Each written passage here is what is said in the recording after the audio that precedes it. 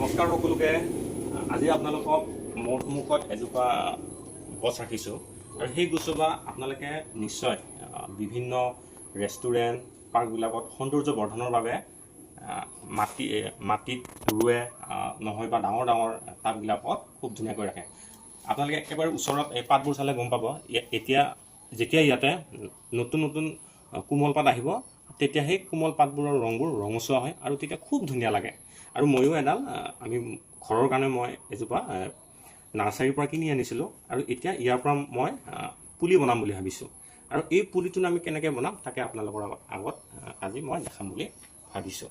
এই পুলিটো বনাবৰ কাৰণে আমি প্ৰথমে ব্লেডেৰে বেছি পুৰঠো নহয় কোমলো নহয় এনেকুৱা চাইজৰ এইবোৰ এনেকৈ ডালবোৰ ল'ব লাগিব।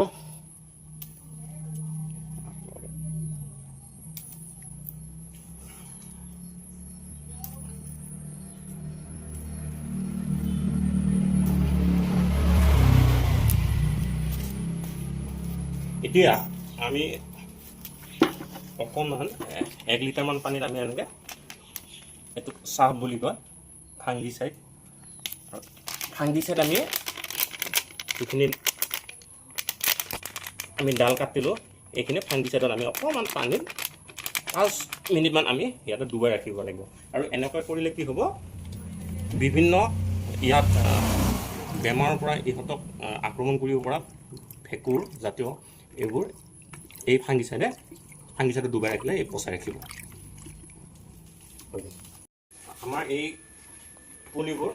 পুলিৰ ডালবোৰ আমাৰ 5 মিনিটমান ৰখা হৈ গ'ল, ফাংগিচাইডত ডুবাই ৰাখিছিলোঁ আৰু এইখিনি আমি বৰ্তমান এনেকৈ ৰাখিলোঁ।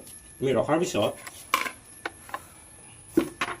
এইটো আপোনালোকে দেখিছে নিশ্চয়, এইটো ৰুটেক্স বায়ু হৰমন বুলি কয় আৰু এইটো আপোনালোকে ঘৰতো যদি নিজে কৰি চাব বিচাৰে 2 নম্বৰটো ল'ব।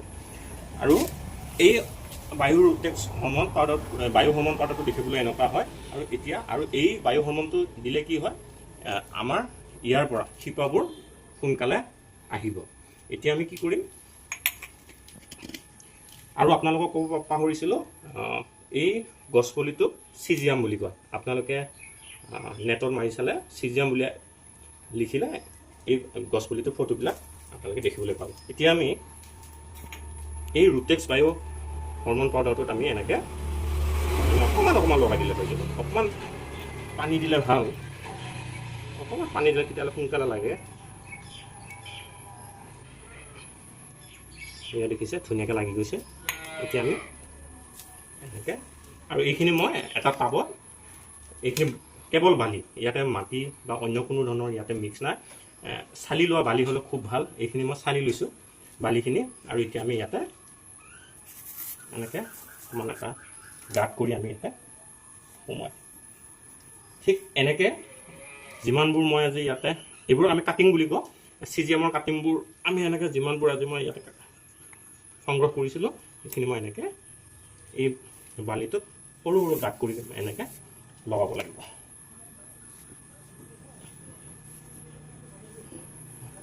কাটি দিওঁ হৈ গ'ল চিজিয়ামৰ কাটিংবোৰ। আমি বালিত হৰমনবোৰ লগাই আমি ইয়াতে পুতি থৈ দিয়া। এতিয়া ইয়াতে অকণমান যাতে বালিখিনি যাতে ধুনীয়াকৈ মিলি যায় সেইকাৰণে আমি এবাৰ অকল ইয়াতে পানী ইয়াতে স্প্ৰে কৰি দিব লাগে যাতে বালিবোৰ ধুনীয়াকৈ।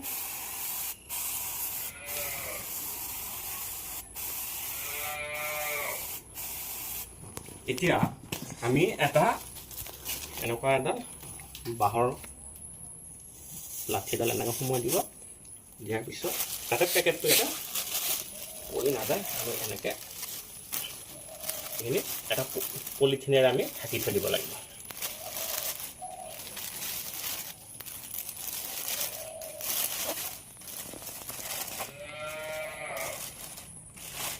তো ইয়াতে বাঁহৰ লাঠিডাল দিয়া এইটোৱে কাৰণ, যাতে নহ'লে যদি এইটো বাঁহৰ লাঠিডাল নিদিল হয় পলিথিনটো এনেকৈ নামি গ'ল হয়, তেতিয়া এই কাটিংবোৰৰ লগত লাগি থাকিলে হয়।